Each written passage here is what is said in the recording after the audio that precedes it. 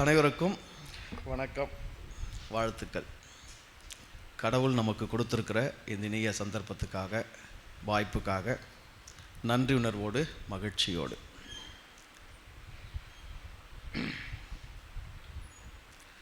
இன்னைக்கு நாம் சிந்திக்க இருக்கிற தலைப்பு வான் சிறப்பு. எல்லாரும் சொல்லுங்க, வான் சிறப்பு. கடவுள் வாழ்த்து என்பதை முடித்தோம். கடவுள் வாழ்த்து என்னும் தலைப்பு கீழே அமைக்கப்பட்டிருக்கிற ஒரு 10 குறள்களை நாம் 10 வாரங்களாக சிந்தித்தோம். மனிதர்களாகிய நாம் இந்த உலகத்தின் படைப்புகளில் மகுடமான படைப்பு என்று கருதி கொண்டிருக்கின்றோம். உயிர் நிலைகளிலே, உயிரின் வளர்ச்சி நிலைகளிலே நாம் உச்சகட்டமான படிநிலையை தொட்டிருக்கிற ஒரு உயிரினமாக அறிந்திருக்கின்றோம். உயிரின் அறிவு வகையிலே நம்மை நாம் 6வது வகை அறிவு உயிரியாக புரிந்திருக்கின்றோம். ஓர் அறிவதுவே உற்று அறிவதுவே, ஈரறிவதுவே அதனோடு நாவே, மூவறிவதுவே அதனோடு மூக்கே, நாவறிவதுவே அதனோடு கண்ணே, 5 அறிவதுவே அதனோடு செவியே, 6 அறிவதுவே அதனோடு மனனே. மனம் என்கிற ஒரு அரிய புலன், 6வது புலன், 6வது பொறி, அதில் ஒரு 6வது அறிவோடு இந்த மனித உயிரினம் படைக்கப்பட்டிருப்பதின் நோக்கம் என்ன, வெளிப்பட்டிருப்பதின் நோக்கம் என்ன? இறைதான் ஏற்கனவே பல கோடி உயிரினங்களாக 5 வகையான அறிவு நிலைகளில் தன்னை வெளிப்படுத்தி இருக்கிறதே. மரம், செடி, கொடிகளாக முதலறிவு உயிரினமாக, புழு பூச்சிகளாக 2வது அறிவு உயிரினமாக, இவ்வாறு விலங்கு பறவைகள் வரைக்கும் 5 நிலை உயிரினங்களாக இறை இத்தனை கோடி உயிரினங்களாக வெளிப்பட்டிருக்கிறதே. ஏன் அதில் நிறைவு அடையவில்லை? கடவுள் தன்னை தானே பகுத்து தானே பல கோடி உயிரினங்களாக இந்த உலகத்தில் வெளிப்பட்டிருக்கிறது. அவ்வாறு வெளிப்பட்ட உயிரினங்கள் 1 அல்ல, 2 அல்ல, 1000, 100,000 அல்ல, கோடான கோடி உயிரினங்களாக இந்த உலகில் இறை வெளிப்பட்டிருக்கின்றது. சரிதானே? சரிதானே? அப்போ போதும் தானே? இத்தனை கோடி உயிரினங்களாக இறை வெளிப்பட்டிருப்பது போதும் தானே? நிறைவு கண்டிருக்கலாமே, நிறுத்தி இருக்கலாமே, அந்த வெளிப்பாடு போதும் என்று ஆகியிருக்கலாமே, படைப்பு நின்று இருக்கலாமே. ஏன் படைப்பு 5 அறிவு நிலையில் முடிவு பெறாமல் 6வது அறிவு நிலை, 6வது அறிவு நிலைக்கு மனிதன் என்னும் உயிரினமாக, மனிதன் என்னும் உயிரினமாக ஏன் இறை இன்னொரு படைப்பு அல்லது மனிதன் என்னும் உயிரினமாக வெளிப்பட்ட பிறகுதான் இறையினுடைய அந்த வெளிப்படுதல், அந்த படைப்பு முடிகிறது, போதும் என்றாகிறது, போதும் என்றாகிறது.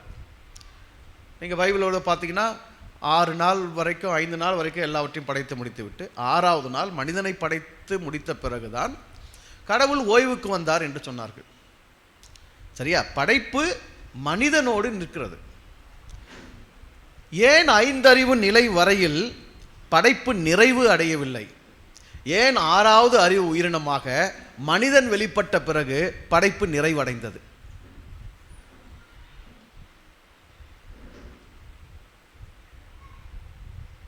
சிந்திக்க வேண்டியதா இல்லை சிந்திக்க கூடாதா?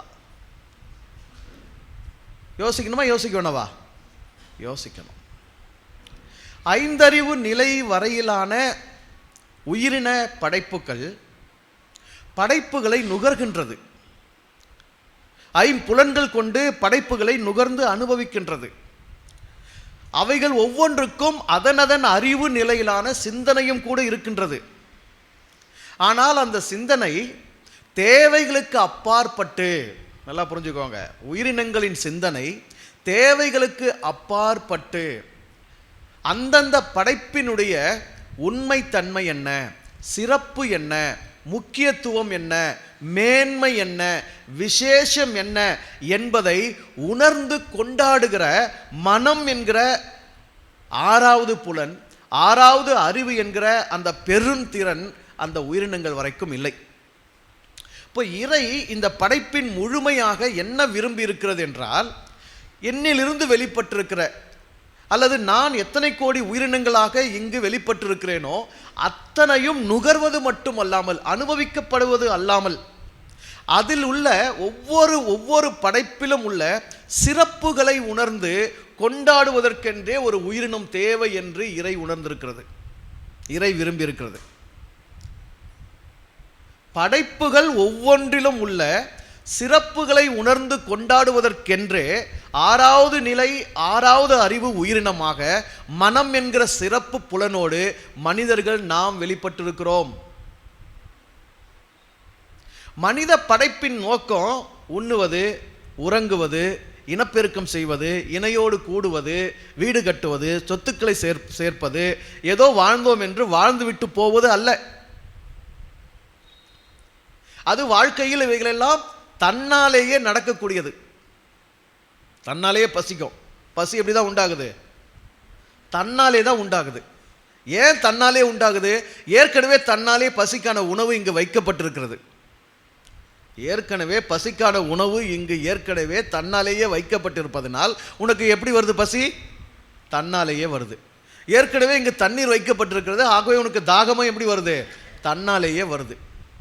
ஆக இவைகளெல்லாம் தன்னாலே நடக்க, உனக்கு ஒரு இணை ஏற்கனவே இங்கு வைக்கப்பட்டிருக்கிறது, ஆகவே உனக்குள் காமம் தன்னாலேயே எழும்புகிறது. ஸோ இவைகளெல்லாம் அனுபவிக்கப்படுகிறவைகள். ஆனால் மனம் என்கிற புலனோடு ஆறாவது அறிவு உயிரினமாக மனிதர்கள் நீங்களும் நானும் வெளிப்பட்டிருக்கிற நோக்கம் என்னவென்றால் வாழ்த்த. எதற்காக? முதன்மையாக எதற்காக? வாழ்த்துவதற்கு. வாழ்க வாழ்க என்று ஒருவரை ஒருவர் வாழ்த்தவும், வாழ்வதற்காக இந்த வையத்தையும் வாழும் உயிரினங்களாக உங்களையும் என்னையும் வெளிப்படுத்தியிருக்கிற இறைமையை வாழ்த்தவும், அந்த இறைமைக்குள்ளாக சகல உயிர்களும் வாழ்வாங்கு வாழ வேண்டும் என்று மகிழ்ந்து நெகிழ்ந்து ஒருவரை ஒருவர் வாழ்த்த நாம் உயிரினமாக வெளிப்பட்டிருக்கின்றோம், மனிதர்களாக வெளிப்பட்டிருக்கின்றோம். இரண்டாவது, ஒவ்வொரு படைப்பும் சிறப்பு மிக்கது, ஒவ்வொரு படைப்பும் தனித்துவமானது, ஒன்றுபோல் ஒன்று இல்லவே இல்லை. படைப்பினுடைய அற்புதம் என்ன? ஒன்றுபோல் ஒன்று இல்லவே இல்லை. நீங்க என்ன செஞ்சாலும் சரி, எப்படி யோசிச்சாலும் சரி, என்ன கோணத்தில் பார்த்தாலும் சரி, எவ்வளவு அறிவு கொண்டு ஆராய்ந்தாலும் சரி, ஒன்று போல் ஒன்று இருக்கவே முடியாது. எந்த விதத்திலையும் உன்னை போல் நான் இல்லை, என்னை போல் நீ இல்லை, ஒரு இலையை போல் இன்னொரு இலை இல்லை, ஒரு கிளையை போல் இன்னொரு கிளை இல்லை, ஒரு மரத்தை போல் இன்னொரு மரம் இல்லை, ஒரு ஒரு புழுவை போல் இன்னொரு புழு இல்லை, ஒரு பூச்சியை போல் இன்னொரு பூச்சி இல்லை. இவைகளுக்கெல்லாம் என்ன? நீங்கள் அணு முதல் அண்டம் வரை ஒவ்வொன்றையும் நீங்கள் ஆராய்ந்து பாருங்கள், ஒன்று போல் ஒன்று இருக்கவே முடியாதபடி இறைவன் செய்திருக்கிறார். அவ்வளவு தனித்துவமாக ஒவ்வொன்றையும் இறைமை படைத்திருக்கிறபடினாலே அந்த தனித்துவமான படைப்புகளில் உள்ள சிறப்பு உணர்வதற்கு ஒரு சிறப்பு உயிரினம் தேவை. எதற்கு? சிறப்பு உணர்வதற்கு ஒரு சிறப்பு உயிரினம். மனிதர்கள் என்றால் யாரு? சிறப்பை உணர்கிற சிறப்பு உயிரினம். மனம் என்பது என்ன? ஒரு சிறப்பு புலன். அந்த சிறப்பு புலன் என்ன? இந்த உலகத்தின் விந்தைகளை கொண்டாடுவதற்காக நாம் சிந்தை கொண்டு பிறந்திருக்கின்றோம். இந்த உலகத்தின் விந்தைகளை கொண்டாடுவதற்காக நாம் சிந்தை கொண்டவர்களாக பிறந்திருக்கிறோம். ஒவ்வொன்றிலும் இறை தன்னுடைய விந்தையை வெளிப்படுத்தி இருக்கின்றது. ஆச்சரியம் இங்கு கொட்டி கிடக்கிறது, அற்புதம் இங்கு நிறைந்து கிடக்கிறது.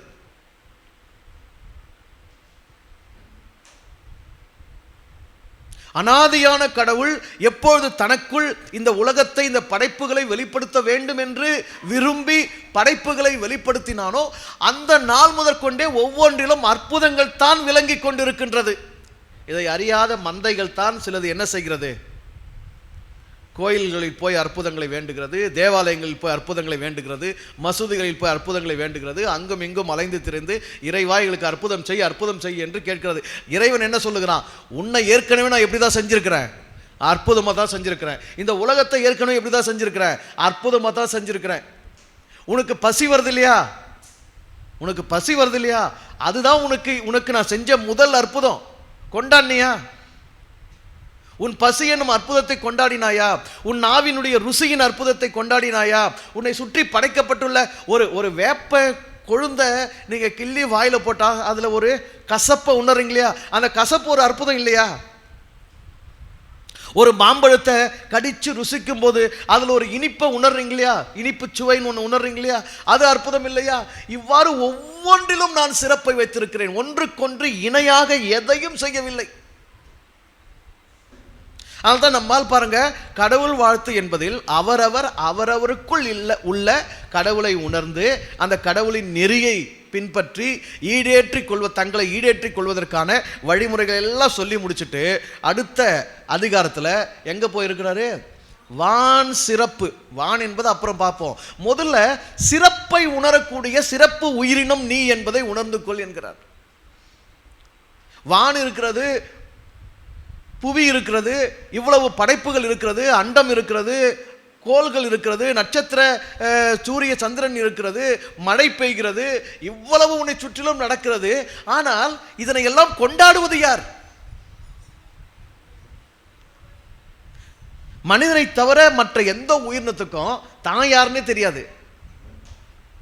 சிங்கத்துக்கு நான் சிங்கன்னு தெரியாது, நரிக்கு நான் நரின்னு தெரியாது, நாய்க்கு நான் நாயின்னு தெரியாது, காக்காக்கு நான் காக்கான்னு தெரியாது, புறாக்கு நான் புறான்னு தெரியாது, எதுக்குமே தான் யாருன்னே தெரியாது. இப்போ தான் யாருன்னே அறிந்து கொள்ள திறனற்ற அந்த உயிரினங்கள் பிறது என்ன என்பதையும் அதிலுள்ள முக்கியத்துவம் இன்னது என்பதையும் அதிலுள்ள சிறப்பு மேன்மை இன்னது என்பதையும் உணர்ந்து கொண்டாடக்கூடிய திறன் அளிக்கப்படவில்லை. இது எல்லாம் சேர்த்து யாருக்கு கொடுத்தாச்சு? மனிதர்களுக்கு கொடுத்தாச்சு.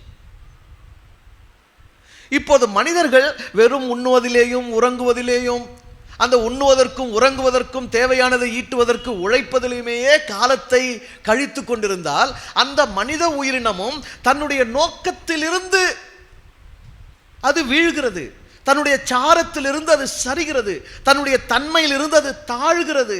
ஏனென்றால் அதற்கு ஒரு உயரிய நோக்கம் இருக்கிறது. அது ஒவ்வொரு படைப்பிலும் உள்ள சிறப்புகளை உணர்ந்து கொண்டாட வேண்டிய உயிரினம். ஒவ்வொரு படைப்பிலும் உள்ள சிறப்புகளை உணர்ந்து கொண்டாட வேண்டிய உயிரினம். சிறப்பில்லாத ஒரு படைப்பில் அதற்கு முதன்மையாக வான் சிறப்பு என்பதில், அந்த வான் என்பது அங்கே மட்டும் இருக்கின்ற ஒன்று அல்ல. வான்னாவே நம்ம எங்க பார்ப்போம்? வான் என்றாலே நாம் எங்கு பார்ப்போம்? மேலே பார்ப்போம், ஆகாயத்தை நோக்கி பார்ப்போம். ஆனால் உண்மையில் வான் என்பது அவருடைய தலை. வான் என்பது என்ன? அவருடைய தலை. உன்னுடைய தலைதான் வான், உன்னுடைய தலைதான் ஆகாயம் என்று முதன்மையாக உணர வேண்டும். ஆக முதன்மையாக நீ உன்னுடைய சிறப்பு, உன்னுடைய மதிப்பு, உன்னுடைய மேன்மை, உன்னுடைய விசேஷம் இன்னது என்பதை உணர்ந்து கொள்ளக்கூடிய ஒரு உயிரினம் என்று உணர்ந்து கொள். உன்னுடைய வாழ்க்கை, உனக்கு ஆயுள் காலம், உனக்கு அறிவு, உனக்கு உடல் கொண்டு உள்ளமாக இந்த உயிர் கொண்டு இந்த உலகத்தில் ஏன் வந்திருக்கிறாய்? உன்னுடைய சிறப்பை உணர்வதற்காக வந்திருக்கிறாய். எதற்கு வந்திருக்கிறாய்? உன்னுடைய சிறப்பை உணர்வதற்காக வந்திருக்கிறாய். சிறப்பு இல்லாத ஒன்று இல்லை. ஆனால் முதன்மையாக அந்த சிறப்பை உணர்வதை உன்னில் துவங்கு.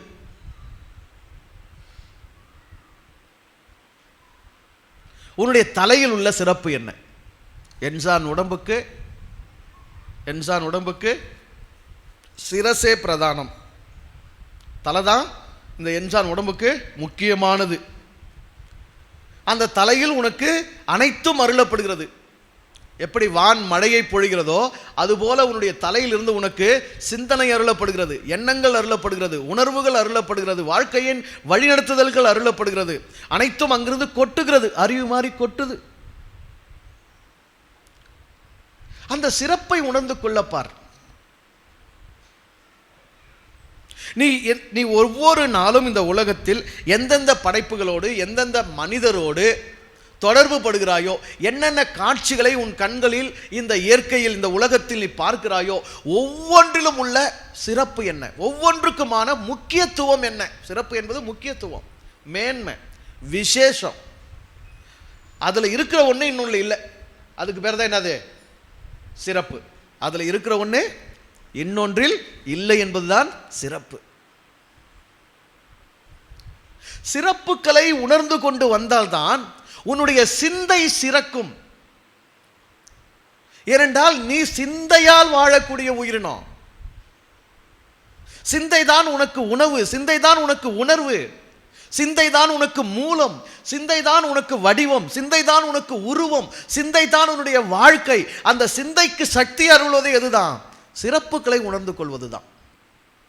சிறப்பு உணர உணர உணர சிந்தை உயரும், சிந்தை உயர உயர உயர உன்னுடைய வாழ்வு உயரும், உன்னுடைய மனம் உயரும், உன்னுடைய அறிவு உயரும், உன்னுடைய உணர்வுகள் பெருகும்.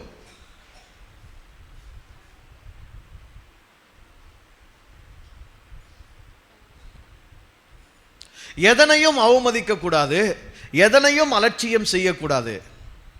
ஒவ்வொன்றிலும் உள்ள சிறப்பை நாம் உணர்ந்து கொள்ள முயற்சிக்க வேண்டும்.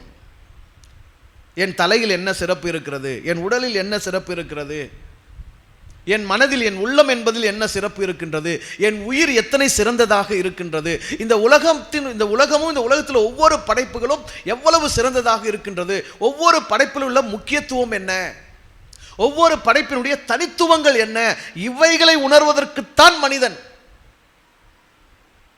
மனிதன் என்றாலே யாருங்க? மனதால் வாழும் உயிரினம். அந்த மனதின் வேலைப்பாடுகள் என்ன? உணர்வது, அறிவது, புரிவது, அனுபவிப்பது, நினைப்பது, சிந்திப்பது, இதுதானே மனதின் செயல்பாடுகள். அப்ப அதுல எவ்வளவு வாழ்கிறோமோ அதுதான் நான் வாழ்வது, நீ வாழ்வது. மனதில் நாம் எவ்வளவு வாழ்கிறோமோ, மனதால் நாம் எவ்வளவு வளர்கிறோமோ, மனதால் நாம் எவ்வளவு செழிக்கிறோமோ, மனதில் எவ்வளவு சேர்க்கிறோமோ அதுதான் நான், அதுதான் நமக்கானது. மற்ற சேமிப்புகள்லாம் உடம்புக்கானதானே, இங்கே விட்டுட்டு போறோம். ஆனால் மனதில் சேர்பவைய வேற யாரும் பிடிக்க முடியாது, வேற யாருக்கும் நீங்க கை மாத்தி கொடுக்க முடியாது, உயில் எழுதி வச்சுட்டு போக முடியாது, அது உங்களுக்கே ஆனது. ஆக மனதால் இறைவனுடைய படைப்புகளை கொண்டாடுங்கள், மனதால் உங்களுடைய சிறப்புகளை கொண்டாடுங்கள், மனதால் உங்கள் தலையை முதன்மையாக நீங்கள் கொண்டாடுங்கள். யார் தலைய? அவங்க தலையை விசேஷமா என்ன பண்ணுங்க? கொண்டாடுங்க. உங்கள் வான் உங்களால் சிறப்பிக்கப்பட வேண்டும், அல்லது உங்கள் வானுக்குள் இருக்கிற சிறப்பு என்ன என்பது உங்களால் உணரப்பட வேண்டும். ஒவ்வொரு நாளும் நீ சிறப்புகளை உணர்ந்து கொண்டே இருக்கணும். சிறப்புகளை உணர தவறினா சிந்தை சிறுகும். சிறப்புகளை உணர தவறினால் சிந்தனை என்ன பண்ணிடும்? சிறுகும். சிந்தனை சிறுகினால் அங்கு கவலை, பயம், அவநம்பிக்கை, சோர்வு, சோகம் இவைகள் எல்லாம் தலை தூக்கிடும். சிந்தனையை சிறுக செய்யாமல் இருக்க வேண்டும் என்றால் நீ ஒவ்வொரு நாளும் சிறப்புகளை உணர்ந்து கொண்டே இருக்கணும். எல்லாமே சிறப்பு தான், எல்லாமே சிறப்பு தான். இந்த நாள் எனக்கு எவ்வாறு கிடைத்தது என்பது பெரும் சிறப்பு. இந்த நாளில் நான் உயிரோடு இருக்கிறேன் என்பது பெரும் சிறப்பு. இந்த நாள் விடியல் எவ்வாறு நிகழ்ந்தது என்பது ஒரு பெரும் சிறப்பு. இன்றைக்கு பூமி தன்னைத்தானே சுற்றி கொண்டு சூரியனையும் சுற்றி கொண்டு இருக்கிறது. ஆனால் அதெல்லாம் எனக்கு எதுவுமே தெரியாது. எனக்கு எதுவுமே தெரியாதது என்பது கூட என்னதான்? சிறப்பு தான். என் அறிவு கெட்டாம, எனக்கு என் புத்திக்கு மறைவா, என்னுடைய ஆற்றலால இல்லாம தன்னாலேயே ஏதோ இங்க என்னை சுற்றிலும் நடந்து கொண்டிருக்கிறது. அது என்னால் என்ன பண்ணக்கூட முடியல, உணரக்கூட முடியல. அப்படி ஒரு நிலையில் நான் இருப்பது கூட என்னதான்? சிறப்பு தான். இந்த பூமி இதனுடைய இயக்கம், என்னுடைய வாழ்வு அதனுடைய இயக்கம், இந்த உடல் அதனுடைய இயக்கம், எத்தனை தனித்தன்மையான சிறப்புகளோடு இங்கு இயங்கிக் கொண்டிருக்கின்றது. ஒரு நொடிங்கிறோம், என்னங்கிறோம்? ஒரே ஒரு நொடிங்கிறோம். ஆனா அந்த ஒரு நொடியை பிடிச்சு வைக்கிறதுக்கு மருத்துவமனையில் தங்களுடைய ஆயுளுக்காக, உயிருக்காக இயற்கை கருவிகளோடு மருத்துவர்களை நம்பி, மருந்துகளை நம்பி, அந்த உயிரை ஒரு நொடி பிடித்து வைத்துக் கொள்ள வேண்டும் என்று கோடிகளை எல்லாம் கொடுத்து விட்டு போராடி கொண்டிருக்கிறவர்கள் எத்தனை பேர். நேற்று முந்தின நாள் ஒரு அம்மா முகநூல்ல மருத்துவமனையில் நிறைய பணம் கட்டி காப்பாற்ற முடியாமல் உயிர் போயிடுச்சேன்னா அவங்க கட்டின பணத்தெல்லாம் மருத்துவமனை திரும்பி கொடுத்துடணும். அவங்க கட்டின பணத்தெல்லாம் திருப்பி கொடுத்துடணும்.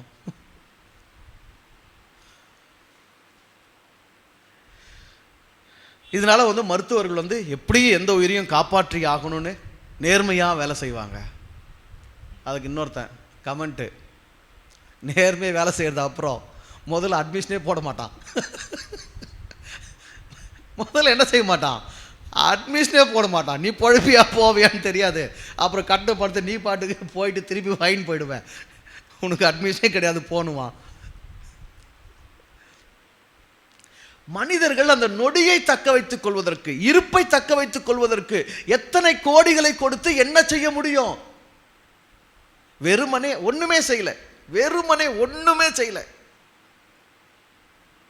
உறங்கினோம், காலையில் விழிக்கிறோம், உலகம் இருக்கிறதப்பா, உலகம் இருக்கிறது, சூரியன் முளைக்கிறது, வெளிச்சம் கிடைக்கிறது, வேகம் எழுகிறது, எழுச்சி உண்டாகிறது, செயல்பாடுகள் விளைகிறது, பார்வையில் ஒலி கிடைத்திருக்கிறது, செவியில் ஒலி கேட்கிறது, உடலில் ஒரு இயக்கம் நடைபெறுகிறது, பசி உண்டாகிறது, தாகம் உண்டாகிறது, காமம் உண்டாகிறது, அனைவரையும் பார்த்தால் மனதில் ஏதோ ஒன்று ஏற்படுகிறது. ஒருவரை பார்த்தால் உரு என்று ஆகிறது, ஒருவரை பார்த்தால் குழு குழு என்று ஆகிறது, என்னென்னமோ ஆகுது. இவைகள் எல்லாம் எவ்வாறையா நிகழ்கிறது? ஒரு கரடி உட்காந்து யோசிக்க நினைக்கிறீங்களா? கரடி காரி வேணுமோ துப்போம் இல்லை, உன்னை நீங்கள் நினைக்கிறீங்க உன்னை கரடி தான் காரி துப்பணும், அப்போ தான் இனிமேலாங்க நீ கரெக்டாக பேசுவேன். சரி, கரடியை காரி துப்புச்சு, இனிமேலாவது கருத்து கரெக்டாக பேசணும் அப்படின்னு ஒரு முடிவுக்கு வருவேன். சரி, கரடி உட்காந்து யோசிக்க நினைக்கிறீங்களா? இந்த நாள் எப்படி பிறக்கிறது, இந்த உலகம் எப்படி சுழல்கிறது, எனக்கு இரவு பகல் எப்படி உண்டாகிறது, இந்த சூரியன் எப்படி உதிக்கிறது?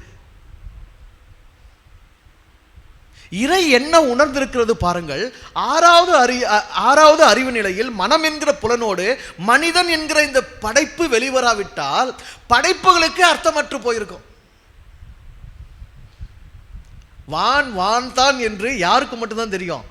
உயிரினங்களையே வான் வான் தான் என்று உயிரினங்களை யாருக்கு தான் தெரியும்? மனிதனுக்கு மட்டும்தான் தெரியும். பூமி பூமி தான் என்று உயிரினங்களை யாருக்கு தான் தெரியும்? மரம் மரம் தான் என்று, செடி செடி தான் என்று, இது விலங்கு, இது பறவை, இது நாய் நரி, இது கோழி குஞ்சு என்று யாருக்கு தான் தெரியும்?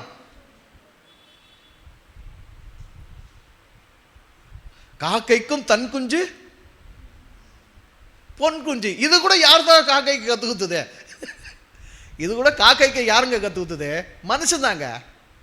காக்கைக்கு தன் குஞ்சு பொன் குஞ்சு இல்லை, வெள்ளி குஞ்சு இல்லை, அதுக்கு எதுவுமே தெரியாது, எதுவுமே தெரியாது. ஆனா காக்கையும் தன் குஞ்சை பொன் குஞ்சாகத்தான் நினைக்கும் என்று காக்கைக்காகவும் சேர்த்து அதன் சிறப்பை நினைத்து கொண்டாடுகிற ஒரு உயிரினம் யார் தான்? மனுஷன் தாங்க. மனித பிறவி என்கிற ஒன்று இல்லை என்றால் கடவுளின் சிறப்பு என்ன சொல்லுங்க? மனித பிறவி இல்லைன்னா கடவுளின் சிறப்பு என்ன? நமச்சிவாய வாழ்க, நாதன் தாழ் வாழ்க, இமை பொழுதும் என் நெஞ்சில் நீங்காதான் தாழ் வாழ்க. பாடுங்க.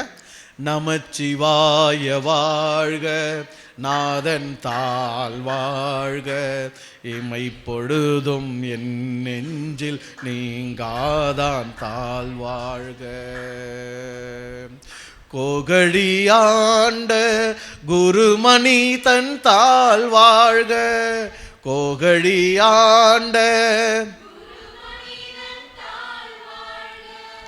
ஆகமும் ஆகி நின்று அன்னிப்பான் தாழ் வாழ்க, ஏகன் அநேகன் இறைவன் அடி வாழ்க, வேகம் கெடுத்தாண்ட வேந்தன் அடி வெல்க, ஏகன் அநேகன் இறைவன் அடி வாழ்க, வேகம் கெடுத்தாண்ட வேந்தன் அடி வெல்க.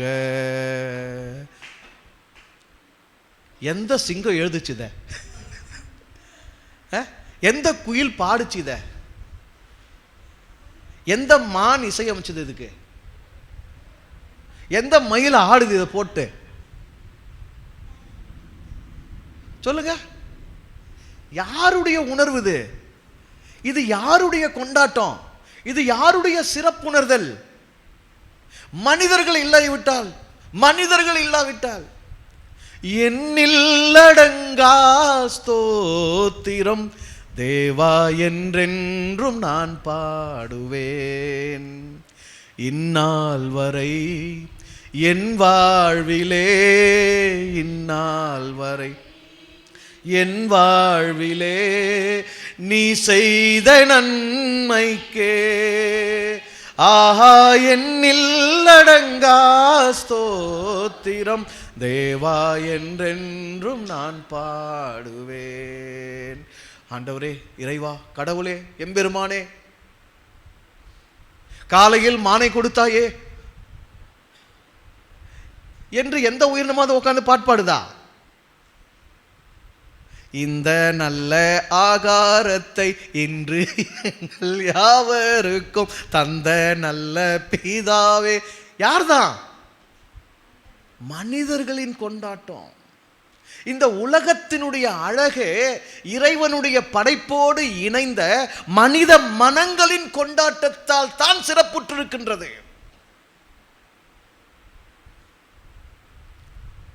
சிறப்புக்கள் சிறப்பாவதே அந்த சிறப்பை உணரக்கூடிய உயிரினம் வந்த பின்புதான்.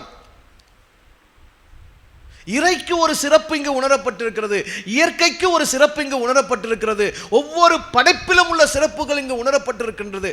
காரணம், சிறப்பை உணர்வதற்கென்றே ஒரு உயிரினம் இங்கு வெளிப்பட்டிருக்கின்றது.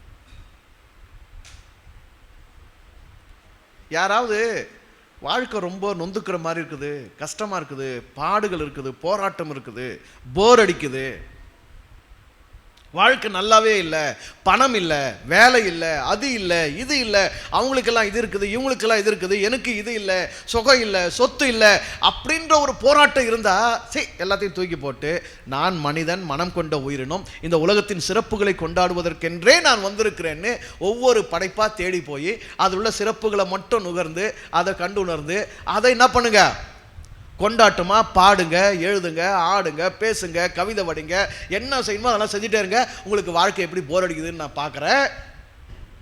அதுவே உங்களுக்கு பின்னாடி தானே என்னத்தை கொண்டு வந்துடும்? என்ன கொண்டு வந்துடும்? பணம், புகழ், எதெல்லாம் வாழ்க்கையில் இல்லைன்னு கஷ்டப்பட்டீங்களோ அதெல்லாம் எங்கே வந்துடும்? உங்களுக்கு பின்னாடி வந்துருமே.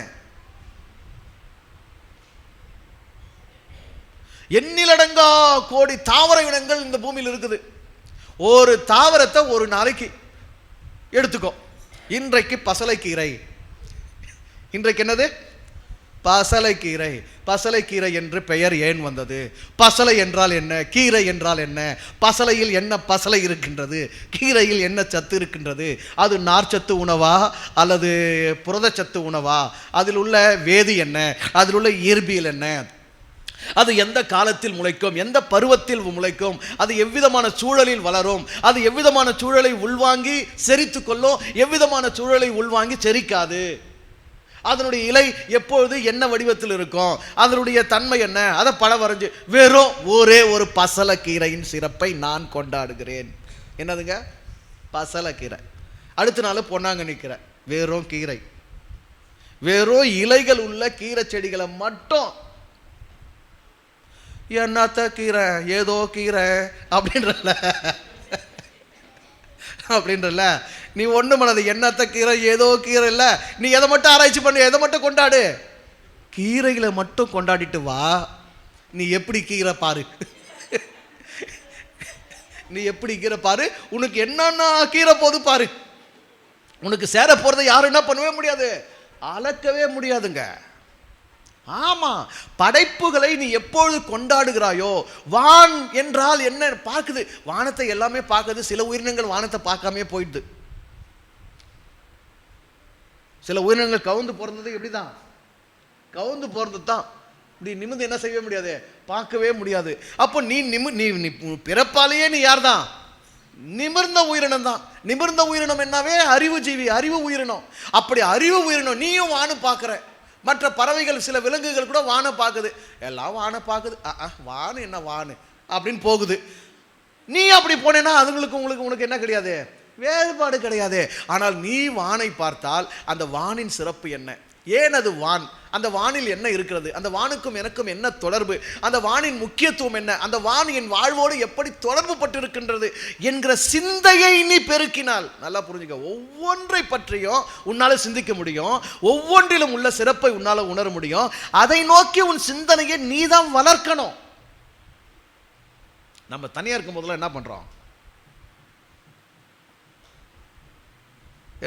தூங்குறோம், என்ன யோசிப்போம், அவன் அப்படி சொன்னானே, இவன் இப்படி சொன்னானே, இந்த ஆள் நம்ம இங்கே போயின்னுக்கிறானா, இவன் நம்ம இப்படி ஆண்ணுக்கிறானா, இது எப்படி அது எப்படி, அவங்க இப்படி இவங்க இப்படி, இதெல்லாம் யோசிக்கிறீங்களா, அதெல்லாம் தூக்கி போட்டு வானத்தை பார்த்து யோசிங்க. வானத்தை பார்த்ததோடு போதுமா, எல்லாம் தான் பார்க்குது.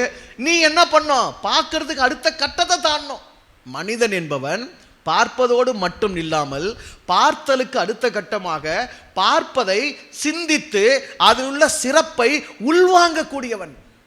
அந்த உள்வாங்குதல் தான், அந்த சிறப்பை உள்வாங்குதல் தான் உன்னுடைய சிந்தையின் சீர். சீர்னா என்னங்க, சீர் என்றால் என்ன, எங்களுக்கு ஈர் தெரியும், தலையில நிறைய வச்சுன்னுக்கிறோம், ஆனா சீரெல்லாம் எங்களுக்கு என்னன்னு, சீர்னா என்ன,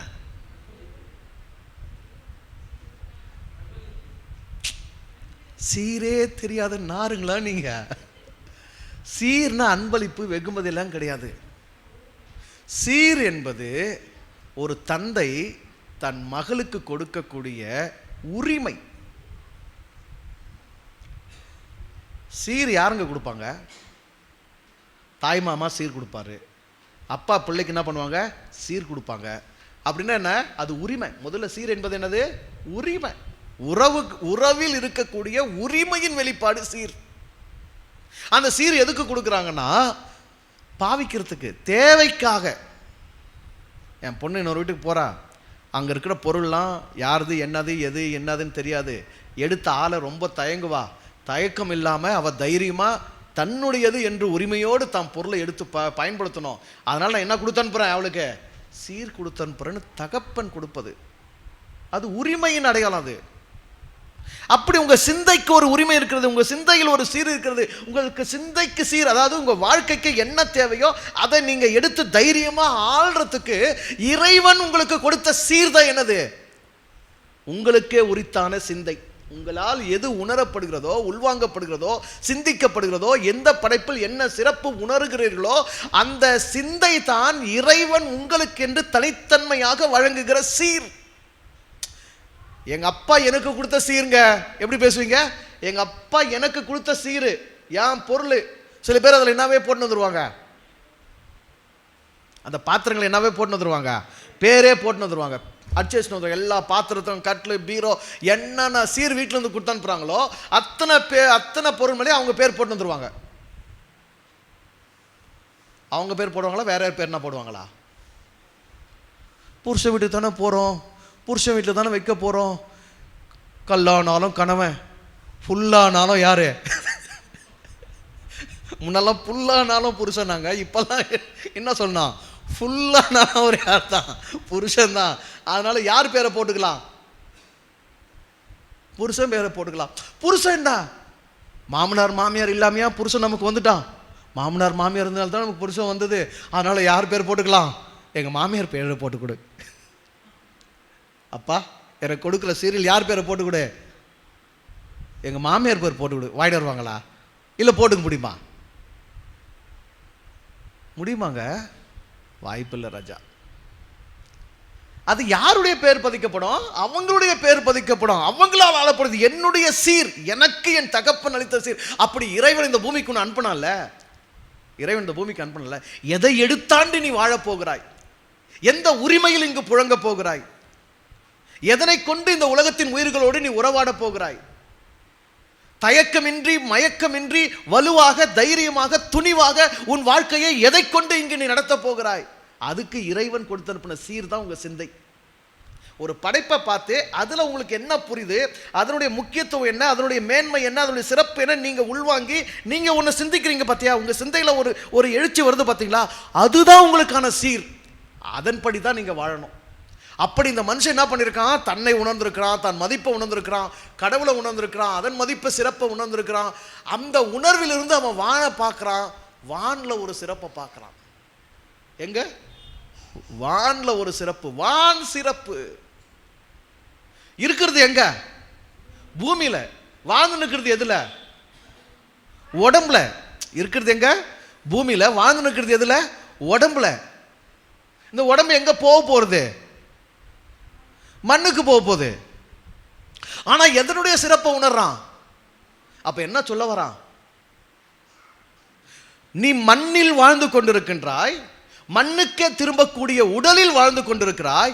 ஆனால் உன்னுடைய மனம் எப்படிப்பட்டது, வானில் உள்ள சிறப்புகளை கூட உணர தகுந்த அளவுக்கு வலிமையானது, திறன் மிக்கது. மனித உயிரினம் தன்னை எப்படி புரியணும், நான் மண்ணில் தான் வாழ்ந்துருக்கிறேன், மண்ணான உடம்பில் தான் இருக்கிறேன், இந்த உடம்பு மண்ணுக்கு தான் போக போகுது. ஆனால் என்னுடைய மனம் எப்படிப்பட்டது, வானில் உள்ள சிறப்புகளையே உணரக்கூடியது. ஆனால் தான் நம்மால் தமிழை இந்த உலகத்தினுடைய மூத்த குடியா முதன்மையா அந்த காலத்திலேயே விண்ணியல் என்கிற அறிவை படைத்திருக்கின்றான். வானியலை உணர்ந்து விண்ணியல் என்கிற அறிவை படைத்திருக்கின்றான். கோள்களையும் அண்டங்களையும் சூரிய சந்திர நட்சத்திரங்களையும் அதற்கு ஒவ்வொன்றுக்கும் இடையான தூரத்தையும் ஒவ்வொன்றில் உள்ள நிலைப்பாட்டையும் இந்த அண்டத்தில் உள்ள பருவ கால சூழல்களையும் குளிர்ச்சியையும் வெப்பத்தையும் அண்ட பிண்ட இயக்கங்களையும் அனைத்தையும் மனம் ஓரிடத்தில் உட்கார்ந்தே அறிந்திருக்கிறது, உணர்ந்திருக்கிறது, கண்டு வியந்திருக்கிறது, அதில் உள்ள சிறப்புகளை ஆய்ந்து அறிந்திருக்கிறது. என்றால் மனதினுடைய திறன் எவ்வளவு என்பதை சிந்தனையின் வழியாக முழுமையாக அனுபவித்தவர்கள் மனிதர்கள். அப்படிப்பட்ட மனிதர்களைத்தான் பிற்காலத்தில் நிறைய பேர் எழும்பி மதங்களை உருவாக்கி, வேதங்களை உருவாக்கி, கதைகளை உருவாக்கி, அந்த கதைகளை நம்ப வச்சு ஒரு கதைக்குள்ள கோடிக்கணக்கான மக்களை கோடி கோடியாக ஒன்று சேர்த்து யாரையுமே எதை பற்றியுமே சிந்திக்க விடாமல் எதுனாலும் நாங்கள் எழுதி வச்சுட்டுக்கிறோம், நீ நம்பு. எதுனாலும் என்ன சொல்லிட்டாங்க, எதுனாலும் என்ன பண்ணுங்க, நாங்கள் எழுதி வச்சுட்டுக்கிறோம், நம்பு. என்ன எழுதி வச்சிருக்கிறோம், வானத்திலே தேவர்கள், வானத்திலே தேவர்கள்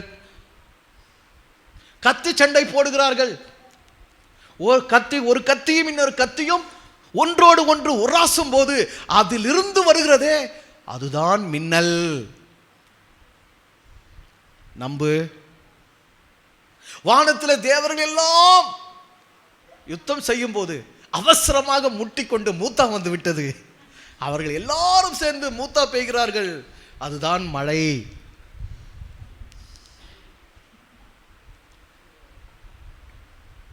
யுத்தத்துக்காக தண்டாயுதத்தை தூக்கி கொண்டு ரதங்களோடு குதிரைகளோடு அவர்கள் வேகமாக ஓடுகிறார்கள். அதனுடைய நிலைதான், அதனுடைய வெளிப்பாடுதான் டபடபடபடபா டபடபடபடபா டபடபடபடபா என்று இடியாக இடிக்கின்றது. சொல்லியிருக்காங்களா இல்லையாப்பா? ஆனால் தான் இடி இடிக்கும் போது என்னன்னு கத்துக்கிட்டாங்க, அர்ஜுனா அர்ஜுனா அர்ஜுனா. ஏன்னா உனக்கு சாரதியா இருந்து யுத்தத்தை நடத்துறவன் யாரு? கிருஷ்ண பரமாத்மா. அதனால உன்னை கூப்பிட்டா யாரை கூப்பிட்டு மாதிரி நாங்க அவனையே கூப்பிட்டு மாதிரி, கொஞ்சம் மெதுவா போடா, எப்ப எங்க மேல விழுந்துரு போற, எங்களை காப்பாத்துறா. இன்னொரு பக்கம் வானத்திலே பரலோகம் இருக்கிறது, அங்கே நீரோடு இருக்கிறது, பளிங்கு நதி இருக்கிறது, தங்கத்தாலான தூண்கள் இருக்கிறது. பரமபிதா வெண்ணங்கி தரித்தவராய் வெண் சடை விட்டவராய் அவர் பெரும் சிங்காசனத்தில் உட்கார்ந்து கொண்டிருக்கிறார். கோடான கோடி தூதர்கள் அவருடைய அவ்வாறு ரெக்கைகளை, ஆறு ரெக்கைகள் தானே, 6 சிறகுகளை மூடி திறந்து சேனைகளின் கர்த்தர் பரிசுத்தர் பரிசுத்தர் பரிசுத்தர் என்று ஓயாமல் பாடிக்கொண்டிருக்கிறார்கள். அவன் கதை எழுதலாம். இப்படி ஒவ்வொருத்தனும் கதைகளை எழுதி எழுதி எழுதி எல்லார் மண்டிலையும் திணிச்சு, இவன் வானின் சிறப்பு என்ன, வானிலிருந்து எனக்கு அருளப்படுகிறது என்ன, வானுக்கும் என் உடலுக்கும் என்ன தொடர்பு, வான் என் உடலில், வான் ஒரு பூதம் என்றால் அது உடலில், என் உடலில் என்ன உறுப்பாக இருக்கின்றது, அது எவ்வாறு என்னோடு தொடர்பு படும், சிந்தனையை வளர்த்து சிந்தனையை நோக்கி சிந்தனையில் அதில் உள்ள சிறப்புகளை தனக்கு சீரா பெற்று வாழ்வதற்கு பதிலாக இந்த கதைகளெல்லாம் நம்பி பரலோகத்தில் இருக்கிற எங்கள் பிதாவே, கைலாசத்தில் இருக்கிற எங்கள் சிவனே, வைகுண்டத்தில் இருக்கிற எங்கள் விஷ்ணுவே, மூத்திரம் பெய்கிறாங்க, இடி இடிக்குது, சண்டை போடுறாங்க, இந்த கதைகள் எல்லாம் நம்பி மனிதன் எதை இழந்துட்டான்? சிந்தையை இழந்துட்டான். ஒரு முறை தாங்க மனுஷங்களா பிறக்கிறோம். அரிதான பிறவி மனித பிறவி. அந்த பிறவியினுடைய சீரே என்னதான், சிறப்பே என்னதான்? சிந்திப்பது தான். சிந்தனைத்தான் உன்னுடைய சீர். நல்லா தெரிஞ்சுக்கோ, சிந்தனைத்தான் உன்னுடைய சீர். மற்ற உலகத்தில் நீ வச்சிருக்கிற எல்லாம் மண்ணும் மயிறு. நான் இவ்வளோ தங்க வச்சுனுக்கிறேன், மயிறு. இதுக்கு மேலே சொன்னால் நல்லா இருக்காது, இதுதான் கரெக்டாக இருக்கும் பொருத்தமாக. நான் இவ்வளோ பணம் வச்சுனுக்கிறேன், அது கூட என்னதான்? நான் எத்தனை பேர் வீடு கட்டி வச்சுக்கிறேன். ஆனால் என் சிந்தை ஒவ்வொன்றில் உள்ள சிறப்பை இவ்வளவு உள்வாங்கியிருக்கிறது, இவ்வளவு உணர்ந்திருக்கிறது. நான் இறையும் இறையின் படைப்புகளையும் அந்த இறைத்துவத்தையும் ஒவ்வொரு படைப்பிலும் கண்டு வியந்த அந்த விந்தைகளை என் சிந்தையாக்கி நான் கொண்டாடி கொண்டிருக்கிறேன் அப்படின்னு சொன்னீங்கன்னா, அது உங்களுக்கு அழியாத சொத்து, அது உங்க சீரு, அதுதான் உங்க வாழ்க்கையினுடைய சிறப்பு. அதுல தான் நீங்க மனிதத்துவத்தை முழுமையா பயன்படுத்துறீங்க, ஆள்றீங்க. வாழறான் ஒருத்தன் சொல்றாங்கல்ல, வாழறான்பா அவன். என்ன பண்றான்? வாழறான்பா. எதை பார்த்து அப்படி சொல்றீங்க? எதை பார்த்து அப்படி சொல்றீங்க? 4 பொண்டாட்டி வச்சிருந்தான்னா, 4 பொண்டாட்டி வச்சிருந்தான்னா. நான் போன வாரம் வகுப்புல பிள்ளைங்களுக்கு பைபிள் கதை சொல்லும்போது சொன்னேன், யாக்கோபு ஒரு வீட்டில் போய் ஒரு பொண்ணை சைட் அடிக்கிறான். அவங்க ஒப்ப என்ன பண்ணுறான்? 2வது பொண்ணை சைட் அடித்தா முதல் பொண்ணை கல்யாணம் பண்ணி கொடுத்துட்றான். ஏன்டா படுபாவி, நான் சைட் அடிச்சது 2வது பொண்ணு, நீ என்னடா முதல் பொண்ணை கொடுத்துட்டேன்னா அதுக்கு நான் அவரோட வேலைக்காரையும் சேர்த்து வச்சுக்கோன்றான். இல்லை எனக்கு 2வது பொண்ணு தான், நான் சைட் அடிச்சு எனக்கு 2வது தான் வேணும்ன்றான். அப்படியா, சரி அவளையும் வச்சுக்கோ. அப்படி உன்னை ஏமாத்தணும் இல்லையா, அதுக்கு பரிகாரமாக அவளுக்கு ஒரு வேலைக்காரி, அவளையும் வச்சுக்கோ, 4 கொடுத்துட்றான். இந்த ஒரு கோடரி மரத்தை வெட்டி கொண்டிருந்தான், தவறி ஆற்றில் விழுந்து விட்டது. அங்கிருந்து தேவதை எழுந்து வந்தது. முதலில் தங்க கோடாரியை கொடுத்தது. இது உன்னுடையதா? இல்லை. அடுத்து வைர கோடாரி இல்லை. அடுத்து வெள்ளி கோடாரி இல்லை. அடுத்து அவனுடைய கோடாரி. ஆஹா, இதுதான் என்னுடையது, கொடு. ஆஹா, நீ இவ்வளவு உண்மையா இருக்கிறாய், ஆகவே 4ஐயும் வைத்துக்கொள் என்று கொடுத்தானே. அப்படி 4 வச்சிருந்தா யாருங்க? வாழறான்பா. என்ன பண்றான்? வாழறான். நல்ல மாடி வீடு வச்சிருந்தா வாழறான்பா. நல்ல சொகுசு கார் வச்சிருந்தா வாழறான்பா. அப்படியே பரிசு பிதுங்கி பின்னாடி வச்ச புட்டம் அதுவே பெருசு, அதுல பரிசு வச்சா இதுவரை பெருசா வீங்கி அப்படியே புடைச்சு நிற்கும் பார்த்தியா, அப்படி எடுத்து அப்படியே கத்த கத்தையா வரும் பார்த்தியா, வாழறான்பா.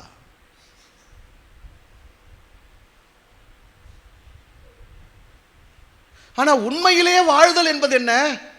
சிந்தையில் சீராகுதல், சிந்தையில் சீர்மை பெறுதல், சிந்தையில் சிறப்புகளை உணர்ந்து கொள்ளுதல், சிந்தையை சீராக பெருக்கிக் கொண்டே இருத்தல். பிறந்ததிலிருந்து இதுவரைக்கும் இத்தனை கோடி உயிர்களை கண்டாயே, இவ்வளவு படைப்புகளோடு புழங்கினாயே, இத்தனை ஆயுள் காலம், இத்தனை காலம் உனக்கு நொடிகள் கணங்கள் உனக்கு அருளப்பட்டதே, என்ன சீர என்ன சிறப்புகளை உணர்ந்த? உன் சிறப்பை உணர்ந்தியா? உன் தலையின் சிறப்பை உணர்ந்தையா? உன் உடம்பின் சிறப்பை உணர்ந்தையா? உன் உயிரின் சிறப்பை உணர்ந்தையா? உன்னால் புழங்கின உணவுகளின் சிறப்பை உணர்ந்தையா? காற்றின் சிறப்பை உணர்ந்தையா? வானின் சிறப்பை உணர்ந்தாயா? என்ன சிறப்புகளை நீ உணர்ந்தாயோ அதுதான் உன் சிந்தையில் எவைகள் உணரப்பட்டதோ உள்வாங்கப்பட்டதோ அவைகள் தான் உனக்கு சீர்.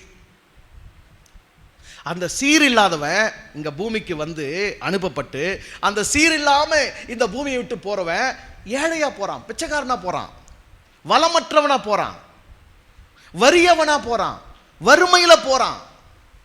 இப்படி யோசித்து பாருங்களா, ஒரு 100 ஆண்டு வாழக்கூடிய இந்த பூமியிலேயே பொருள் இல்லாருக்கு இவ்வுலகமே இல்லை. பொருள் இல்லாருக்கு இவ்வுலகமே இல்லை. எத்தனை ஆண்டு? 100 ஆண்டு. நித்தியமா இந்த பூமிக்கு அடுத்த வாழ்க்கைங்கிறது நித்தியங்கிறியே. அருள் இல்லாருக்கு அந்த அருள் என்னது? அதுதான் உன் சிந்தை. அதுதான் உன்னோட சீர். உன் சிந்தையில் உன்னை பற்றியும் உன்னை படைத்த இறைவனை பற்றியும் அந்த இறைமையால் உனக்கு படைத்து கொடுக்கப்பட்டிருக்கிற இந்த உலகத்தின் படைப்புகளை பற்றியும் அவைகள் ஒவ்வொன்றிலும் உள்ள சிறப்புகளை எவ்வளவு உணர்ந்து சிந்தித்து அந்த சிந்தனையை அந்த சிறப்புகளை உன்னுடைய சிந்தையின் சீராக்கி கொள்ளுகிறாயோ அந்த சீரோடு தான் இங்கிருந்து நீ வலமா போனோம். அப்புறம் கேட்பாங்க, இங்க கேட்குறாங்களே, ஒன்றும் இல்லாமையா வந்த அப்பா பார்த்தா ஒன்றுமே குத்தன் பிள்ளையா, சும்மாவே வந்துட்டியா, ஒன்றுமே இல்லையா? அப்படி அங்கே போனால் உன்னை கேட்பாங்க, ஒன்றும் இல்லாமல் வந்துட்ட, எவ்வளோ வருஷம் வந்த? 80 வயசு வரைக்கும் இருந்துங்க. 80 வருஷம் இருந்து ஒன்றுமே இல்லாமல் வந்துட்டியா? நான்சென்ஸ், என்னடா பண்ணுது நீ? நான் தின்ன அரைச்சேன் பேனை, நான் தின்ன அரைச்சேன் பேனை, நான் தின்ன அரைச்சேன் பேனை, தூங்குனா எழுந்தா வந்துட்டேன், தூங்குனா எழுந்தா வந்துட்டேன்.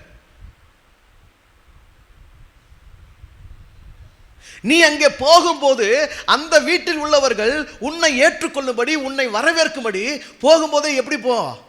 செல்வந்தனா போ. செல்வந்தனா போனா என்ன தெரியுமா?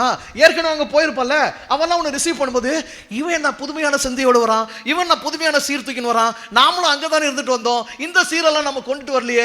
அப்போ நமக்கு தோணாத கோணம், நமக்கு கிடைக்காத அரிய சிந்தை, நமக்கு கிடைக்காத ஒரு புதிய பார்வை, நமக்கு கிடைக்காத புதிய உள்வாங்குதல், இவ்வளவு செல்வம் இவனுக்கு கிடைச்சி வரானே அப்படின்னு அடுத்தவெல்லாம் உன்னை பார்த்து வரவேற்கிற அளவுக்கு எப்படி போ? சீரோடு போ. அப்பெல்லாம் கல்யாணம்னா இந்த சீர் கொடுத்து அனுப்புவாங்கல்ல, அந்த சீரை பார்க்கறதுக்கு ஊரில் ஊர்வலம் நடத்துவாங்க. பொண்ணு கல்யாணம் பொண்ணு ஊருக்கு வந்தா நல்லா மேலே தாளம் பேண்டெல்லாம் அடிச்சு ஊரில் எத்தனை தெரு சந்து பொந்துக்குதோ அதெல்லாம் அந்த சீர்பொருளை பெட்டி, தலகான, பாய், அண்டா குண்டா பாத்திரம், அலுமினிய பாத்திரம், சில்வர் பாத்திரம், அந்த பித்தளை பாத்திரம் மொத்தத்தையும் ஆளுங்கள்லாம் தலையில் தூக்கிட்டு ஊர்வலம் வருவாங்க. அப்படி நீ அங்கே மேலே போனால் ஊர்வலம் இருக்குதுரி, மேலே போனவனுக்கு என்ன இருக்கு? ஊர்வலம் இருக்குது. என்னத்தை கொண்டு வந்துன்னு பார்ப்பாங்க. நான் அங்கே போனால் பார்ப்பாங்களோ இல்லையோ, அங்கே எடுத்துன்னு போனால் என்ன நடக்குமோ அதுக்கெல்லாம் உங்களை பயமுறுத்தல. இங்கே நீ வந்திருக்கிறிய, இங்கேயே நீ வாழ்வாங்க வாழணும்னா உனக்கு என்ன வேணும்? சிந்தை வேணும். சிந்தை தான் உன்னுடைய சொத்து, சிந்தை தான் உன்னுடைய சீரு. சிந்தையை இழக்காத, சிந்தி. உன்னால தேவையை கடந்து சிந்திக்க முடியும். உன்னால உன்னையும் சிந்திக்க முடியும், உன்னுடைய சூழலையும் சிந்திக்க முடியும். உன்னால உன்னையும் சிந்திக்க முடியும், இந்த உலகத்தில் ஒவ்வொரு படைப்பை பற்றியும் சிந்திக்க முடியும், எல்லா உயிரினங்களை பற்றியும் சிந்திக்க முடியும். இந்த மண்ணுடம்பில் இருந்து கொண்டே வானுடலை பற்றி உன்னால சிந்திக்க முடியும். அதனால சிந்திக்க நேரம் ஒதுக்கு, சிந்திக்க நேரம் ஒதுக்கு. கண்ட கர்மங்கள் எல்லாம் சிந்திக்காத. அவன் எப்படி, இவன் எப்படி, அவன் இப்படி சொன்னா, இப்படி சொன்னா, அது அப்படி போதான், இப்படி போதான், இதெல்லாம் நான்சென்ஸ், வேணவே வேணாம். இறைமையின் படைப்புகளில் உள்ள தனித்துவங்களை, மேன்மைகளை, விசேஷங்களை, சிறப்புகளை உணர துவங்க. அவைகளை பற்றி நீ சிந்தனை பண்ணா உனக்கு அருளப்படும். கேளுங்கள் அப்பொழுது உங்களுக்கு, கேளுங்கள் அப்பொழுது உங்களுக்கு. நம்ம கேட்கறதுனாவே எதில் மட்டும் நினச்சுனுக்குறோம்? கேட்கறதுனாவே எதில் மட்டும் நினச்சுனுக்குறோம்? வாய் திறந்து கேட்கறது மட்டும் கேட்கறது நினச்சுனுக்குறோம். உன் வாயை விரிவாய் திற, அதை நான் நன்மையால் நிரப்புவேன்.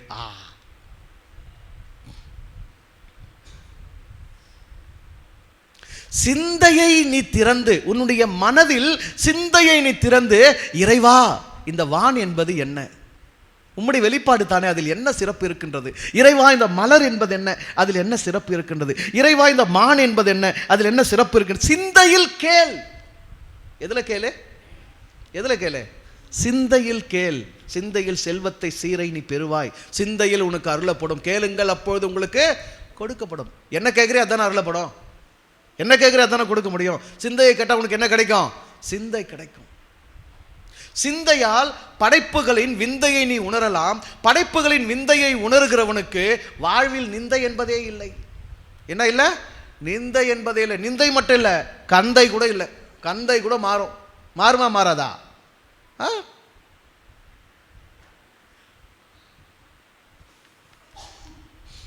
கந்தன் காலடியை வணங்கினால் கடவுளர்கள் யாவரையும் வணங்கினார் போல. கந்தன் யாரு? பழனியில் கோமனை தாண்டியா நின்றுக்கிறவன், அப்படித்தானே? பழனியில் கோமனை தாண்டியா நின்றுக்கிறவன் கந்தன். இப்போ அவனுடைய காலடியை வணங்கினா கடவுளையே வணங்கின மாதிரியா. கோமண தாண்டியா இருக்கிறவங்கிட்ட போய் இன்னா இருக்கும், அவனை வணங்கினா அவன் இன்னா கொடுத்துருவான். சொல்லுங்க. வெளியே அவன் கோமண தாண்டி, ஆனா உள்ள அவன் சிந்தனையில யாரு? இறை என்னும் இயற்கையை என்னும் முழுமையை உணர்ந்த முருகனவன். யார் அவன்? முழுமையை உணர்ந்த, முழுமையில் இருக்கக்கூடிய முழுமையின் சிறப்பை உள்வாங்கிய சீர் சிந்தை கொண்ட முருகனவன். ஆனால்தான் அவனை வணங்கினா, அவனை உணர்ந்தா, அவனை அறிந்தா மொத்தத்தை நீ உணர்ந்த மாதிரி. ஏன் மொத்தம் எங்க வந்துடுச்சு? அவனுக்கு மொத்தம் எங்க வந்துடுச்சு? அவையாருக்கு ஞானத்தை போச்சிருக்கிறானே, தமிழை கொடுத்துருக்கிறானே, தமிழை அள்ளி பருகி இருக்கிறானே, அள்ளி வீசி இருக்கிறானே, ஞானம் அடைந்திருக்கிறானே. அப்ப செல்வம் எது? வெளியே போட்டுக்கிறதும் பூட்டிக்கிறதுமா? உள்ளத்தில் சிந்தைதான் உன்னுடைய செல்வம். சிந்தையே உன்னுடைய சீர், சிந்தையே உன்னுடைய செல்வம். நீ எதுக்கு மனுஷனா வந்திருக்கிற? சிறப்புணர்வதற்காக வந்திருக்கிற. ஒவ்வொன்றிலும் உள்ள சிறப்பை உணரணும். அதுக்கு முதன்மையா உன்னுடைய சிறப்பு, உன்னுடைய மதிப்பு, உன்னுடைய முக்கியத்துவம், உன்னுடைய மேன்மை, உன்னுடைய விசேஷம் என்னங்கிறது உன்னால் உணரப்படணும். அந்த சீர்கொண்டு தான் இந்த உலகத்தில் நீ வாழணும். இதனால்தான் ஐயன் கடவுளை வாழ்த்தி, கடவுள் என்னங்கிறதையும் கடவுள் நெறி என்னங்கிறதையும் எல்லாம் உணர்த்தி டப்புன்னு அடுத்து எங்க போயிருக்கிறாரு? வான் சிறப்பு.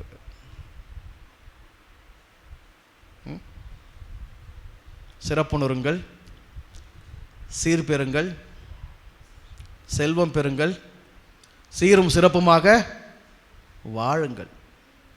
புரிஞ்சுக்கோங்க. நல்லா இருங்க, சந்தோஷமா இருங்க. வாழ்த்துக்கள். அடுத்த வாரம் சந்திப்போம்.